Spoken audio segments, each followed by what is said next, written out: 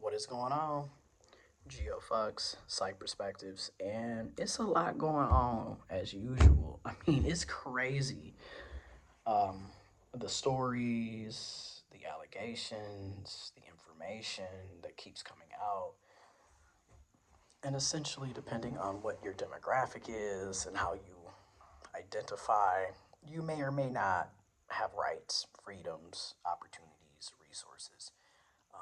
You may or may not have been targeted, discriminated against, and, constantly waking up to find out that you can't do something based off of one aspect of who you are is how a lot of us have been living under this current administration in the USA. So let's talk about it. So earlier this month, basically 2 weeks ago, November 6th, it was announced that the U.S. Supreme Court will allow Trump's administration to enforce discriminatory passport policy, specifically targeting the transgender community, transgender people in the USA.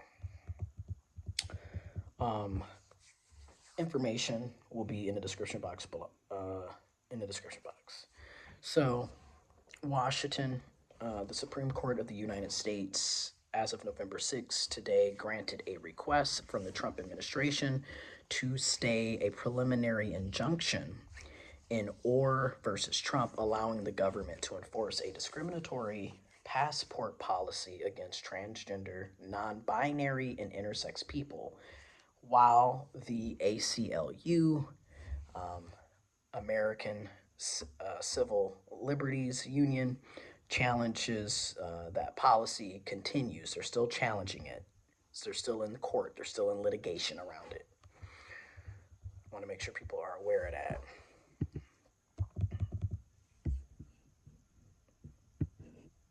So, John Davison, who is a senior counsel for the ACLU's LGBTQ and HIV project, stated the following quote, "This is heartbreaking setback for the freedom of all people to be themselves and fuel on the fire the Trump administration is stoking against transgender people and their constitutional rights.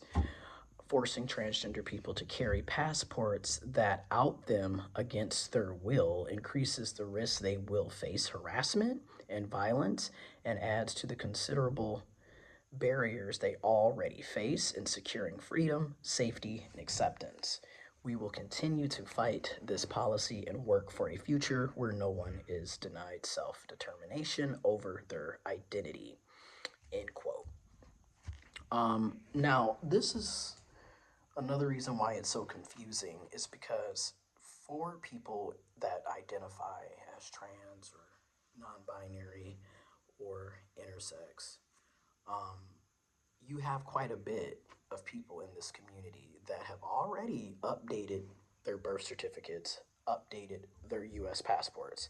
You have quite a bit of people in this community that have been in the process of updating documents to reflect who they are today. So the back and forth on can you update your birth certificate? Can you update your license, your ID, your identification, your passport, the information on your social security, etc., is always up for debate. A lot of us have already, like I said, people have already updated that information. And again, it's blatant transphobia. You're literally targeting a very specific demographic and denying them the same rights and opportunities as everybody else because of one particular aspect, them being trans, them being intersex, them being non binary. Again, we deserve the same opportunities to have the correct identification for who we are, to reflect who we are. We're not harming anybody by doing that. And again, cis people get to identify as cisgender, Nobody's telling them that they can't be who they are, but we're going to tell that to trans, intersex, and non binary people. Now, continuing on from the ACLU,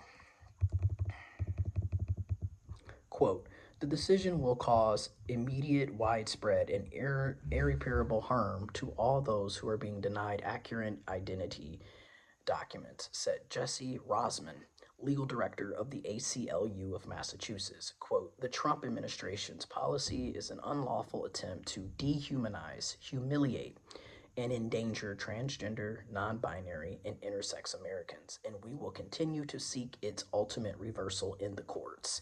In quote, the ACLU and its nationwide affiliate network have helped transgender, non binary, and intersex people around the country secure accurate passports since the preliminary injunction was put in place.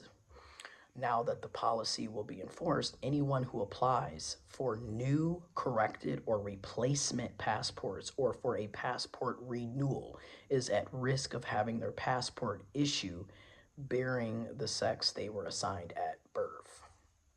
And this becomes problematic because, again, you have people who have already made the appropriate changes, already paid, already went through that legal process. You have folks that have had medical procedures and everything else in between. And then you have people who haven't, right? And you're going to tell somebody that, that looks like me, oh, well, you're a female.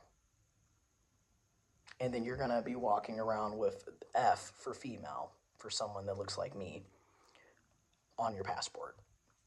That's going to cause a lot of issues for you because clearly you don't look like a female. And again, people have already updated their birth certificates. So that's the other thing that's kind of funny. Like, how are you going to say that to folks that have already updated their birth certificate? So technically, I am my assigned birth. Then those of us that were born intersex, we were never male or female to begin with. Just want to throw that out there. And once again, the party that's supporting actual molesters, pedophiles, sexual abusers, rapists, actual predators, actual groomers is the same party and the same president and the same administration that's trying to protect women and children from the big boogie trans folks, the big boogie queer people. And yet it's the cisgendered heterosexuals that are raping, molesting, killing, and harming women and children statistically. I'm just being real. The numbers are out there. It's not like people are making this shit up. Okay? Your president is a literal predator, which now they're announcing that they're going to finally release the Epstein files, which I hope when they are released, these are not edited or redacted, aka you didn't take out names that were in the files to protect a certain group of people. It doesn't matter if they're Democrat, Republican, gay, straight, black, white, what have you. If they're in the files, you need to release that information so people can be held accountable regardless of who they are or how they identify. Okay? So they're continuing to work on this at the ACLU level to fight these clearly discriminatory policies. Now, on Trump's first day in office in January 2025, Trump signed an executive order attempting to mandate discrimination against transgender people across the federal government and government programs. This included a directive to the Department of State and Homeland Security to require that government-issued identification documents, including passports, visas, and global entry cards, reflect a person's sex at conception. Which, again, when you are born intersex, right, like There are so many situations where the doctor cannot tell the expecting parents what the baby's gender is. Surprise, surprise. There's so many situations where a person was under the impression that they were going to have a male or have a female. And when that baby is born, especially if there are what they view as obvious um, abnormalities, as in you are born with both genitalia, you're born, or later on in many situations, you'll have people who are born, quote unquote, female, and then later on, their testes drop, or literally born with both genitalia. So, again, this is why I kept telling people within the intersex community, you need to be aware of what the trans community is going through. And then telling the trans community, you need to be aware of what intersex people are going through because this is all interconnected. This is also very interconnected to women, whether you're a cis woman, a trans woman, an intersex woman. This attack against bodily autonomy and trying to control people's personal lives, trying to control and dictate what it means to be a man, what it means to be a woman, what it means to be masculine, what it means to be feminine. All of these things is big government coming into your personal life to tell you who you are and how you're going to behave. And yet, this is coming from the very same political party that likes to talk about small government. There's nothing small government about telling people who they are and who they can be and who they can love and who can go to the bathroom and who can have health care, who can they marry, etc.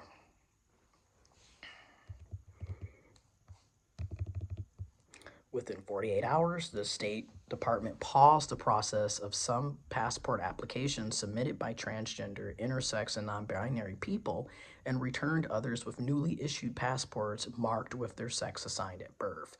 Over 214,000 public comments in opposition to the State Department's new policy were collected by the ACLU and advocates for transgender equality. In February of this year, Orr versus Trump was filed by the American Civil Liberties Union, the ACLU of Massachusetts, and the Covington and Burling LLP on behalf of 7 people who had not been able to obtain passports that match who they are because of the State Department's new passport policy or were likely to be impacted by the new policy upon their next renewal. The complaint was filed in the Federal District Court for the District of Massachusetts. The complaint was subsequently amended to add 5 additional transgender, non-binary, and intersex plaintiffs and to seek to represent a class of transgender, non-binary, and intersex passport holders. All 12 individual plaintiffs were appointed as class representatives. In April of this year, the court granted a preliminary injunction requiring the State Department to allow 6 transgender and non-binary plaintiffs in Orr versus Trump to obtain passports with sex designation consistent with their gender identity or with an X sex designation while the lawsuit proceeds. Mind you, prior to Trump's second term, people could update their gender markers. This is the problem with executive orders and not making sure things are constitutional and actually ingrained in law.